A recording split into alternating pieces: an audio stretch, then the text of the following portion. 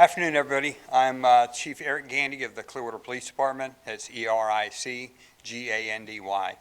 I wanted to speak to all of you this afternoon because of an incident we had last night that generated a significant police response and also involved the Tampa Bomb Squad.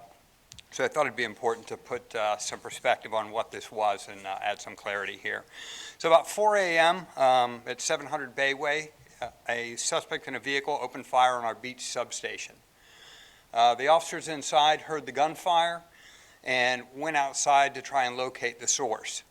As they did so, they saw a suspect vehicle leaving the scene, and about 2 minutes later, we got a 911 call, and it was the suspect taking responsibility for shooting at our building and police cars.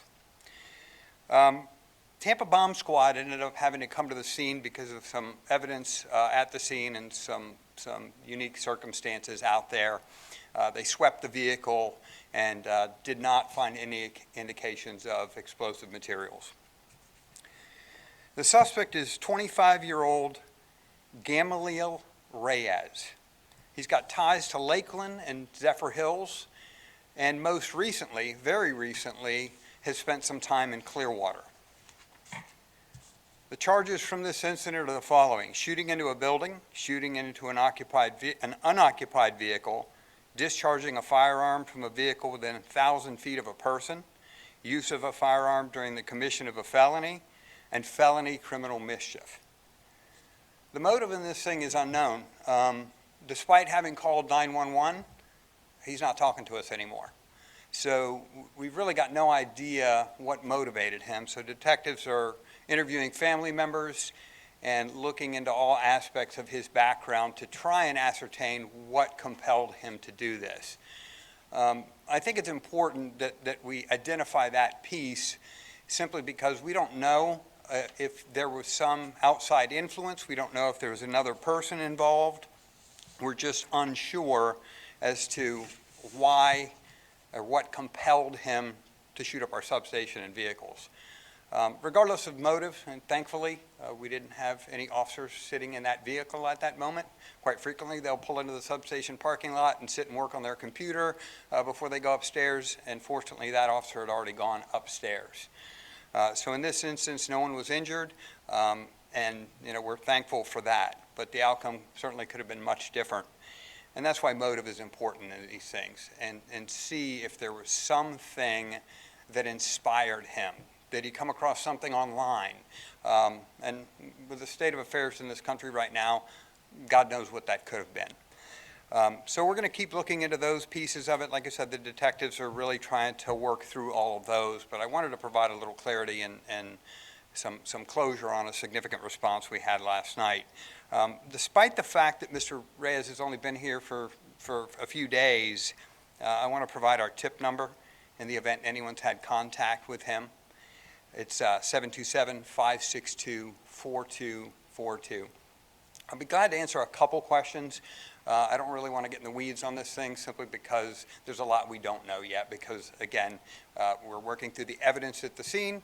We have evidence that corroborates his 911 call and the shooting, but a lot remains to be discovered. How many shots were fired in this housing? How reiterate are you that no one was injured? So all the shots appeared to impact our substation or the vehicles. We didn't have any reports of any injuries surrounding, and we're still getting round counts based on the evidence. Can you talk about if you know any background criminal history for this person from anywhere? So we're working on some of that. Our threat management folks are looking into his background and history. It appears he may have spent some time in the Coast Guard, so we have to ascertain what that was like, what his time in the Coast Guard was like, what his discharge papers look like, all those types of things. Chief, can you kind of speak to how lucky you guys are to know that no one did get hurt? I mean, this was right here at your station. Yeah, I mean, we've had it happen before. This one was a little different. It was definitely targeted and purposeful and accurate. So, and I think that tells the story. If that officer had been sitting in that car, we're having a different conversation today. Have you ever had anyone call in to tell on themselves? We have in the past. This one's a little unusual in that, what I find unusual about it is he calls in and accepts responsibility for the shooting, but then, then doesn't speak to us once we get him downtown. So I don't know what that's about. Is there a mental health component here that you're looking into as well? We have to look at all those. That's always a possibility. You said targeted, purposeful, and accurate. Is that based on what he said at the time, or how do you get to those definitions? Oh, easily. He shot up a police station that's clearly marked as a police station, and his round was pretty accurate because it went in the driver's side window of one of my police cars.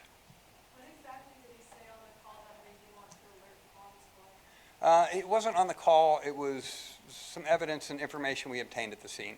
I can't go into it any further, but it was enough for us out of an abundance of caution to call TPD. And just to be clear, did he exit his car to do the shooting and then took off in his car, or did he do it from his car? We believe he did it from his car and left in the car until he called us several minutes later, a couple blocks away. Did you receive his gun? Pardon? Are you able to, do you have his gun in custody? Yeah, we have the weapon, and he surrendered peacefully, and, there was no issue with the arrest. So, is this attention-seeking behavior? We have no idea at this point. There's a camera right on the front of the building there. Can you just talk about if the camera caught any of his actions that happened last night? So we're reviewing any kind of video feeds we may have. We've engaged our real-time crime center. They're reviewing all that to see if we have any good depiction of the shooting itself. But nothing out from the police department's camera right on the front of the building? No, not that I'm aware of. What kind of gun was it? Was it a shotgun, a handgun? A handgun. All right, thank you very much.